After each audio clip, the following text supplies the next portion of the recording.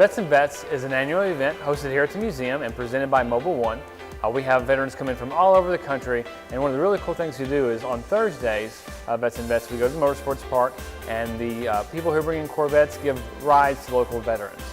Oh, just I think it's great to do this for veterans, and it's only my second ride in a Corvette, and so yeah, it was great fun. So during that day, we have a luncheon that's sponsored by Don Franklin Chevrolet. And then on Thursday night, we have a Vets and Vets banquet at the museum for anyone who wants to join us to have a meal. On Friday, we do road tours, and then on Saturday, we take all the Corvettes to the Bowling Green Parade. The Veterans Day Parade, we usually have about 80 Corvettes, so we pretty much take over the parade. We usually have about 250 people who participate in Vets and Vets. Of that, about 200 are veterans, and most of them bring Corvettes so that they can give local veterans rides around our motorsports park here at the NCM Motorsports Park.